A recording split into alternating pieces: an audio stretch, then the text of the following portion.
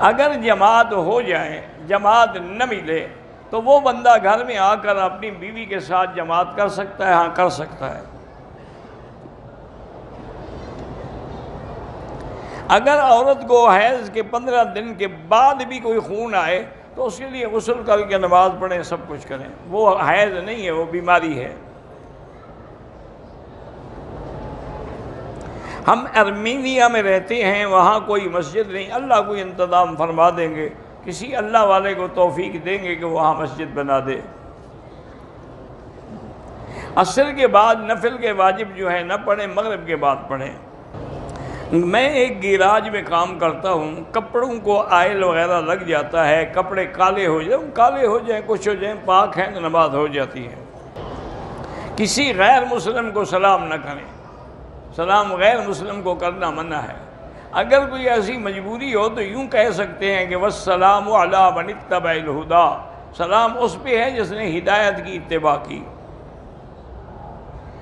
اگر حیض کی حالت میں عورت میت کو غسل دے سکتی ہے؟ ہاں دے سکتی ہے، اگر اور کوئی نہ ہو۔ سگریٹ پینا جو ہے ایک دفعہ تو مکروہ ہے، بار بار پینا حرام ہے۔ حرام اس لیے ہے کہ اس میں بدبو بھی ہے اور اپنے پیسے کو اپنے ہاتھ سے آگ بھی لگانی ہے۔ میری 4 بہنیں ہیں، ان کی اولاد نہیں ہوتی، اللہ ان کو صاحب اولاد کرے۔ ان کو سب سے پہلے تو میڈیکل چیک اپ کرائیں کہ بھی نقص جو ہے وہ عورت میں ہے یا خامد میں ہے، پھر علاج بھی کروائیں، اور اس سے اللہ کی قرآن میں جو دعا ہے اولاد کے لیے وہ بھی مانگتے رہیں، رب لا تذرنی فردا وانت خیر الوارثین۔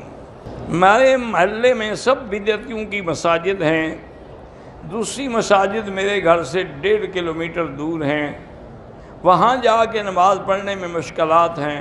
بہرحال اکیلے نماز نہ پڑھیں، اپنے گھر میں جماعت کر لیں، اپنے گھر والوں کو پیچھے کھڑے کر کے خود امام بن جائیں، اکیلے نماز نہ پڑھا کریں، جماعت ضروری ہے۔ زکوٰۃ کی رقم جو ہے وہ اپنے ملک میں دیں یا اس کا کچھ حصہ مکے میں بھی دیں، یہاں بھی دیں، کوئی بات نہیں، زیادہ ثواب ملے گا۔ اور اگر مکے میں دی جا سکتی ہے تو سب سے زیادہ مستحق لوگ وہ ہیں جو حرم کے کام کر رہے ہیں، خدمت کر رہے ہیں، یہ سوال بھی نہیں کرتے اور لگے رہتے ہیں اپنے کام میں۔ اسی طرح جو باہر صفائی پہ لگے ہوتے ہیں، یہ لوگ سب مستحق ہیں۔ سجدہ صاحب اسی طرح ہے جیسے باقی سجدہ کرتے ہو۔ طواف کے بعد مجھے 2 رکعت واجب الطواف بھول گئے، میں نے صفا دوڑ لی، بعد میں 2 رکعت پڑھی، کوئی حرج نہیں۔ طواف کے دوران قرآن کی تلاوت کر سکتے ہیں، کوئی منع نہیں، لیکن افضل یہ ہے کہ ذکر کریں اللہ کا، سبحان اللہ والحمدللہ لا الہ، چونکہ حضور پاک بھی تو قرآن پڑھ سکتے تھے، لیکن حضور پاک نے قرآن نہیں پڑھا، یہ ذکر کیا تاکہ امت کو آسانی ہو، ہر آدمی تو قرآن پڑھا ہوا نہیں ہوتا۔ کچھ لوگ قرآنی مقدس اوراق جمع کرتے ہیں، پھر ان کو دوبارہ صاف کر کے استعمال کرتے ہیں، ٹھیک ہے۔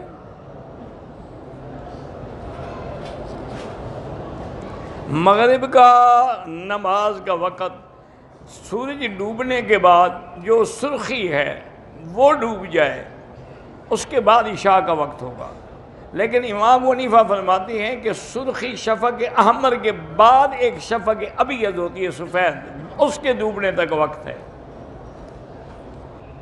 کیا عورت بھی کسی سے بیعت ہو سکتی ہے؟ ہاں، اگر شیخ کامل ہو، مرشد ہو اور اس کی زندگی سنت کے مطابق ہو تو بیعت لے سکتی ہے۔ نکاح سے پہلے 2 رکعت پڑھنے کا کوئی حکم نہیں، ویسے پڑھو تو اللہ کی عبادت ہے۔ درود شریف باقی دنوں میں بھی درود شریف ہے، لیکن جمعہ کے دن زیادہ ثواب ہے، اور حضور نے فرمایا کہ جمعہ کے دن زیادہ سے زیادہ مجھ پہ درود پڑھا کرو جو مجھے پہنچایا جاتا ہے۔ اگر فجر کی نماز قضا ہو گئی، ظہر کی اذان کے بعد پہلے قضا پڑھ لیں پھر ظہر پڑھیں۔ میں وضو سے ہوں، بچے نے میری گود میں پیشاب کیا، میرے ہاتھ بھی گندے ہو گئے، تو اب آپ ہاتھ دھوئیں گے، دوبارہ وضو کی کوئی ضرورت نہیں، وضو تو ہے آپ کو۔ میرے شوہر کو بہت زیادہ غصہ ہے، بات نہیں مانتے، گالیاں دیتے ہیں، تو اللہ کا نام ہے یا مانعو یا مانعو یا مانعو، 70 دفعہ پڑھ کے کھانے پہ پانی پہ دم کر کے دیا کریں، انشاءاللہ ٹھیک ہو جائیں گے۔ کیا دادا اپنی جائیداد اپنے بیٹے کی وفات کے بعد اپنی شادی شدہ بیٹی کو نہ دے اور صرف اپنے یتیم بچوں کو دے، نہیں، سب کا جو ہے اس کو دینا چاہتا ہے، سب کو دے، ورنہ تو ان کو شرعاً تو کوئی میراث نہیں ملے گا کہ ان کے باپ کو نہیں ملا۔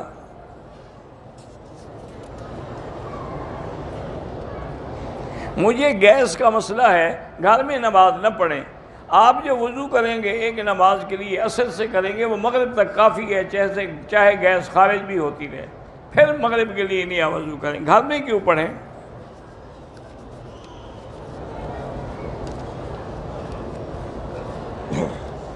بہرحال جو لڑکیاں پڑھاتی ہیں جامعات میں، اگر ایام حیض ہیں وہ تفسیر جو ہے اس کا اردو حصہ تو پڑھ سکتی ہیں، قرآن کی آیت نہ پڑھیں۔ والدہ کی قبر پہ جا کے روزانہ جمعہ کے دن سورۃ یاسین پڑھنا کوئی ثابت نہیں ہے، گھر میں بیٹھ کے پڑھو، ثواب بھیجو۔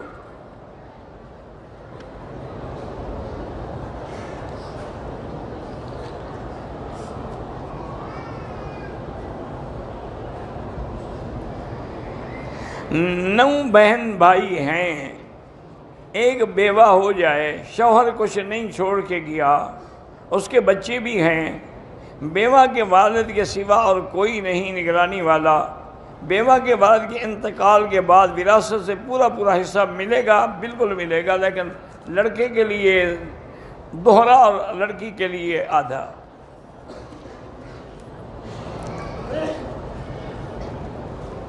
بہرحال میں سمجھتا ہوں کہ حضرت مفتی تقی عثمانی کی باتیں جو ہیں وہ بہت زیادہ حق والے ہیں اور حق کے قریب ہیں، اسی طرح ڈاکٹر اسرار بھی۔ فرحت ہاشمی جو ہیں وہ کچھ مسائل میں اختلاف کرتی ہیں، اللہ ان کو بھی ہدایت دے۔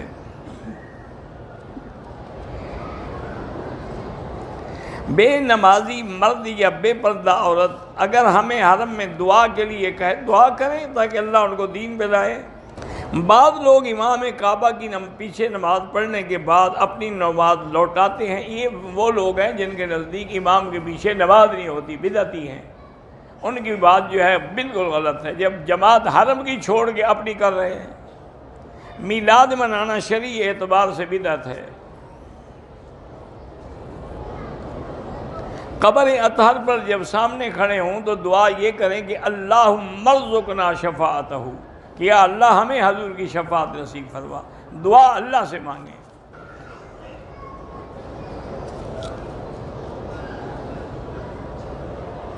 میرے ایک دوست عمرے کے لیے گیا، بنیان نہیں نکالا، میقات سے ہوٹل تک پہنا، ہوٹل میں نکال دیا، اچھا ہو گیا لیکن کچھ صدقہ کر دے۔ ایک عمرہ کر لیا ہے، اب دوسرا عمرہ کرنا چاہتے ہیں، تو یہ ضروری نہیں ہے کہ جتنے دفعہ عمرہ کرنا چاہیں بغل صاف کریں، نہیں، بس ایک دفعہ حجامت ہو گئی۔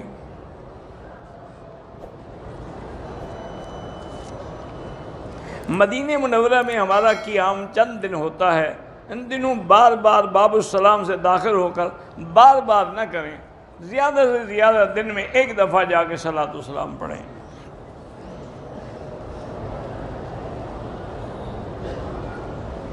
جنازے کی دعا نہیں آتی تو جو آتا ہے وہی دعا مانگتے رہو۔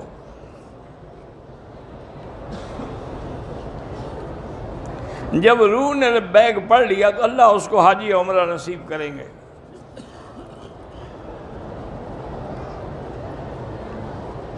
بہرحال اگر والد فوت ہو گئے، کسی رشتہ دار نے اس بچے کو گود میں لے لیا تو لازمی بات ہے کہ اس کو اسی کا نام دیں گے جس کا بیٹا ہے۔ کشمیر میں حالات چونکہ سخت ہیں، ہم مسجد کے لیے نہیں نکل سکتے تو گھر میں نماز پڑھ سکتے ہیں۔ مسجد نبوی میں 40 نمازیں پڑھیں اور تکبیر اولیٰ بھی قضا نہ ہو، اور مسجد کے اندر ہو، باہر صحن میں بھی نہ ہو، تو اللہ اس کو نفاق سے اور جہنم سے بری فرما دیتے ہیں۔ مکے میں کام کرتا ہوں، چھٹی پہ جاتا ہوں، بہرحال آپ حق کی بات کرتے رہیں، جھگڑے ہوتے ہیں تو ہوتے رہیں، پیغمبروں سے بھی تو لوگ جھگڑے کرتے رہے ہیں نا۔ کہتے جی کہ خسرہ جو ہے وہ نماز پڑھے گا، بالکل پڑھے گا نماز، لیکن اگر اس کے حالات مردوں والے ہیں تو پھر مردوں میں نماز پڑھ سکتا ہے، ورنہ پیچھے کھڑا ہوگا۔ اب کہتے ہیں حرم میں خیال نہیں کرتے، حرم میں دیکھتے پھریں کہ کون مہیرہ ہے کون نہیں۔